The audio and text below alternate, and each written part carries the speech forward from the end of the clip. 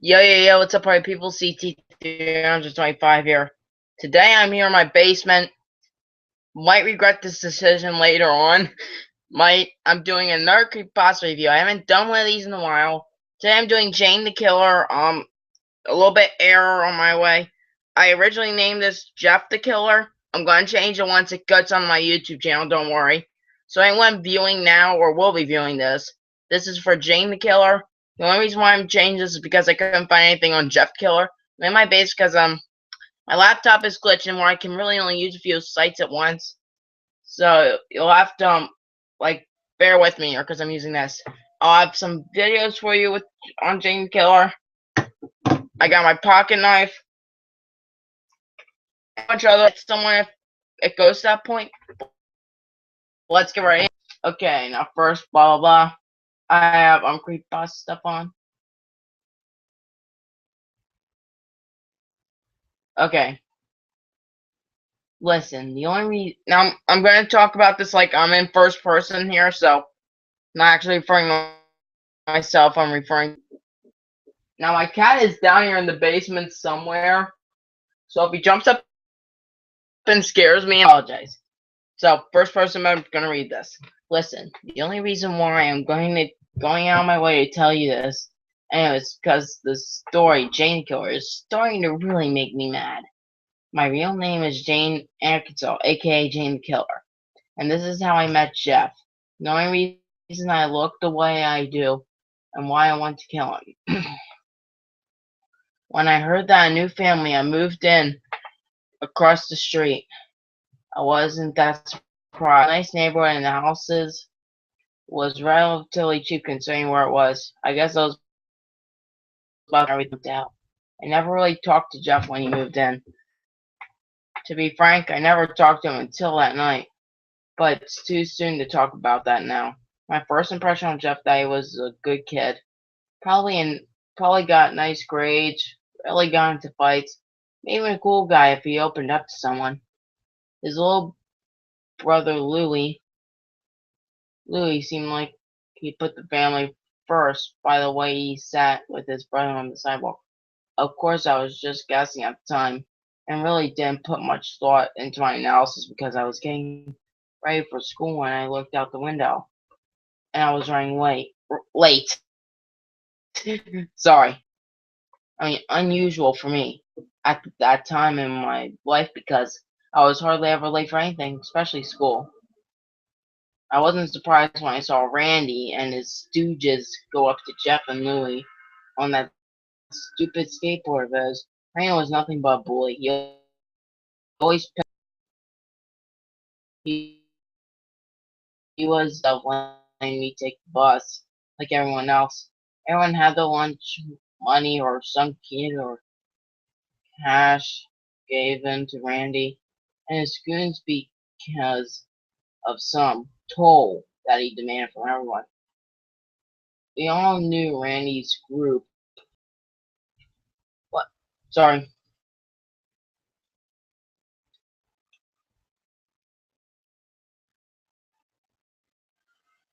We all knew Randy's group had knives and threatened to use them on us. We ever told anyone about the money they took from the other kids on the block, and except for the new kid, they were trying to intimidate the rest of us. When I saw Randy talking to them through the window, I just looked away. It was wussy trying to do that, but to do and watching our kid hand over his money to Randy. But curiosity got the better of me, and I looked a few seconds later, and what I saw left me speechless. Jeff was standing there and looked like Randy was already had what he wanted. Just sit down, I thought, don't be stupid. Then I saw Jeff punch Randy in the face and my God, I whispered then, he yelled. You idiot! My parents ran down the stairs and asked what happened. Then they looked outside and saw what was going on. Jeff had already cut the skinny guy. I think his name was Kenneth, not really paying much attention. And he went down screaming. Troy only went down with a single punch. His my house was across the street from where Jeff and his brother were sitting, with the front of the house having big windows. You saw the whole thing, or at least I did. My parents came in after the part when Randy stole their wallet, so they didn't know the whole truth. It was disturbing watching Jeff fight. He was enjoying himself too much. I felt a knot in my stomach, like something, I don't know, something was happening that shouldn't be.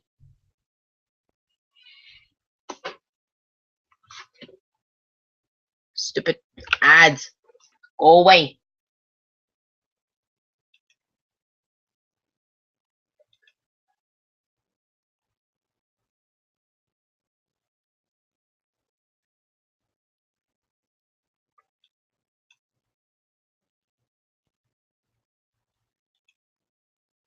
Sorry, guys. What?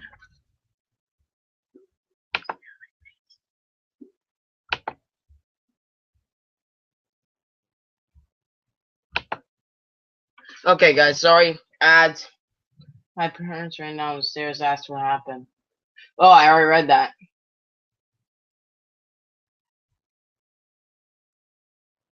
Felt a knot in my stomach, like something that was happening that shouldn't be. And from the look on Louis' face, Jeff didn't do this kind of thing often.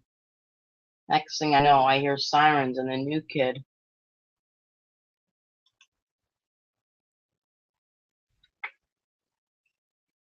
Next thing I know, I hear sirens and the new kids bolted out of there.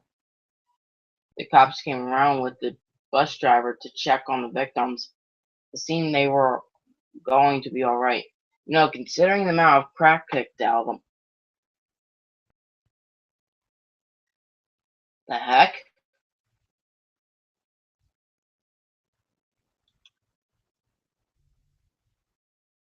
The heck?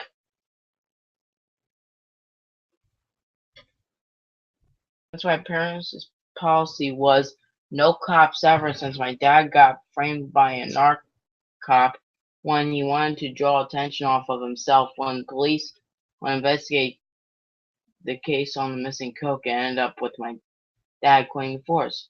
So when we heard the sirens, we went into the backyard, got into the car, and left. My parents drove me to school. They told me very clearly that they didn't want me talking to Jeff ever. I did not disagree with them.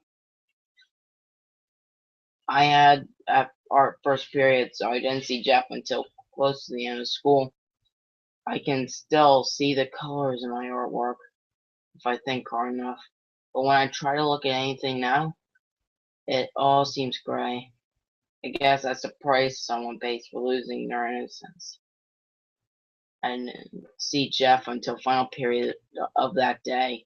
When I did, oh boy, he seemed off at first. I thought he was just faking the joy so people wouldn't suspect him for the crime that he did. But he really was enjoying himself. It wasn't because he was excited to be at school. I could tell that much from him. The smile he wore looked sadistic to me. It was the smile of a madman. The second the bell rang, I bolted outdoors as fast as I could. Nobody but me knew what Jeff really was. A freak! The next day seemed to be passing without incident at first. Then I saw a police car in front of Jeff's house. Looked like they got you, I thought. Nobody could have gone away with something like that. You know, with the neighbors watched and everything. But I was wrong. I was so wrong. With who they arrested, instead of coming off Jeff like I expected, the police would come out with Louis, his little brother. Can't believe it. That ignorant son of a... I'm getting past myself. I was barely forming the thought of Jeff framing his brother. I still can't believe it. Framing his brother for the assault. When he came out of the house yelling at Louis, Louis, tell them I didn't. Louis, tell him I did. I was able to hear it from this time because the front door was open to my house. I couldn't hear what Louis said in reply to Jeff's outburst, but it was definitely not what Jeff wanted to hear. A few seconds later, the police drove off Louis, and Jeff was left outside with his mother. A few minutes later, she went inside the house and left Jeff outside. Although I couldn't hear them across the street, I could tell that he was crying. But we wouldn't be in that situation.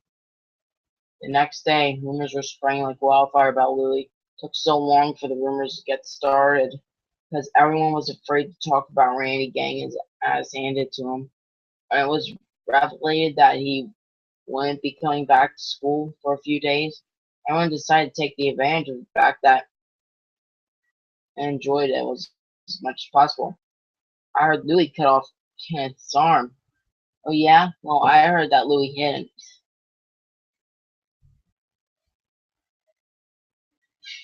But these are all just rumors. I know what really happened. Personally, I didn't want anything to do with Jeff or his brother, but he just looked so alone and upset that I had to do something. Hold on, guys. He's down here, Mom. He's exploring. Leave him be. He's not harming anyone. So I wrote him a note telling him that he had a friend in this place that was going to testify at Louis Shaw about what really happened. I left the note at his desk, signed the letter J before class started, then left the room. When I came back, Jeff was at his desk, and Saturday rolled around, and I was at home alone with my parents were at work. The kid next door was having a birthday party. At this time, I left the window open because I wanted a nice breeze in my room while I did my homework. But the kids were getting so loud that I decided to close my window. I was about to close it when I saw Jeff playing with the kids. He was running around wearing one of those fake cowboy hats and carrying a toy gun. He looked so ridiculous I had to laugh. Maybe he isn't the monster I think he is. I almost felt ashamed of myself.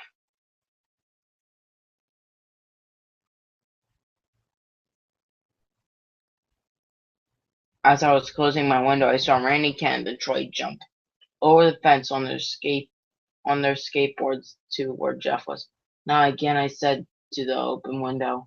So Randy and Jeff exchanged small talk, but I couldn't hear what they said over the sound of the kids yelling, screaming. Then Randy rushed over to Jeff, tackled him. I was about to grab phone for 911 when I heard Troy and Kevin shout, "No one interrupts or guts will fly." I looked out the window again and saw that they both had matching guns in their hands. I couldn't have called them without endangering the lives of others. I couldn't have called 911 anyway. The batteries in my cell phone were dead.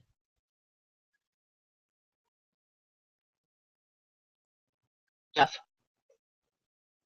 was on the side getting kicked by Randy in his face and then grabs his foot and twists it. Randy fell over and Jeff tried to walk back to the house when Troy grabbed him by a collar and threw him towards the house. I heard glass shatter.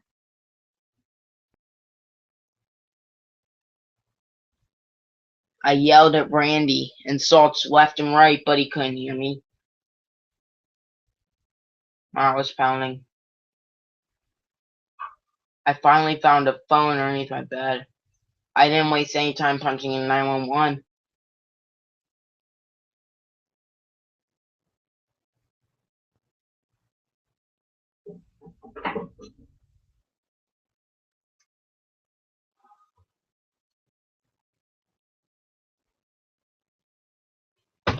But when I was about to finish up the conversation with the police officer who was on her way here, then I heard gunshots. Revolvers in specific. Although I wouldn't find out that they were revolvers until later that day. But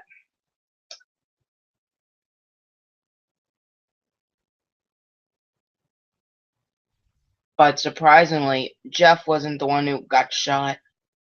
No, I found the errors of my ways then. Instead, 3 kids took the place of the deaths. They shot 3 kids, point blank, headshots. It was so gross, so horrifying that I'm not even going to get into it right now, but later on that night, I heard screaming coming from Jeff's house. I ran inside as quickly as I could, dialed 911, everything I could. Then I saw it. Jeff's face. He had a permanent smile engraved on his cheek. He cut off his eyelids to avoid sleep. It was horrifying. In fact, scarier than anything I even heard.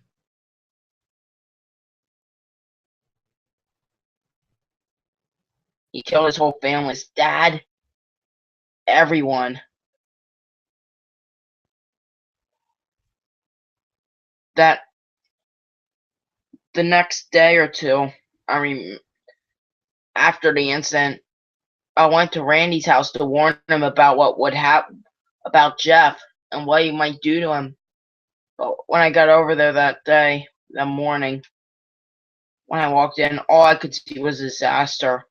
Troy, Kenneth, Randy, their parents, everyone related to them was dead, piled up onto the floor. I couldn't believe it. Just couldn't believe it.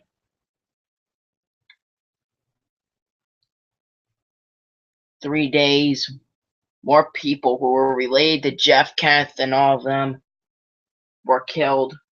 Cops showed up everywhere. But then, I decided I had enough of it that night. That night, I decided I'm going to stop Jeff and what he did and what he's been doing. That night, I stole stuff from my house. Stole my dad's shot-off shotgun. Grabbed all the bullets I could find, all the ammo. And I stole the biggest knife, and I stole a butcher knife from the kitchen. My dad even had a crowbar. I stole anything that would come in usefulness. Handguns, everything. I made up a costume to wear. Tie my identity, similar to Jeff's, but more for a girl. And I promised myself, from that night on, if I were to ever see Jeff again, I would kill him. They can pay for what he did. Well, that's the story there, guys. That's my cat in the background. Oogie, I know what you're doing. Don't even think about it. So that's the story there, guys. I still can't believe it, in all honesty.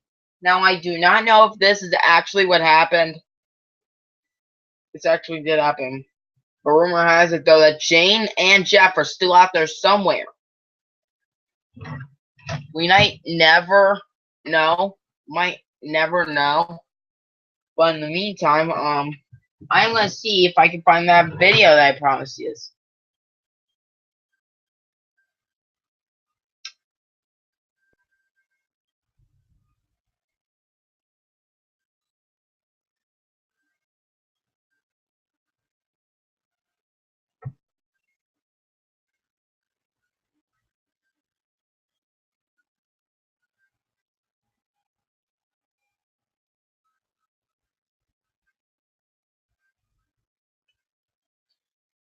I still can't believe the story, guys. Still can't believe something this gruesome and terrifying actually happened.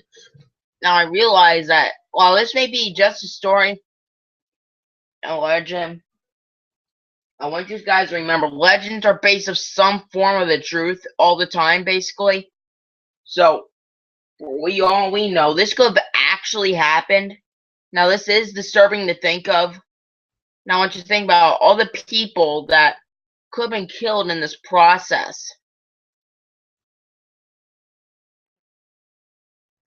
Randy and Jeff's parents and his little brother. It's just terrifying to me to think that there are people out there who would devote their lives to killing. It's just disgraceful.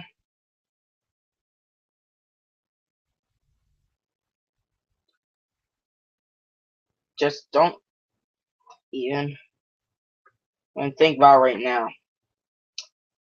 But guys, I'll try to find the video later. Anyway, guys, I'm CT125. I'll see you.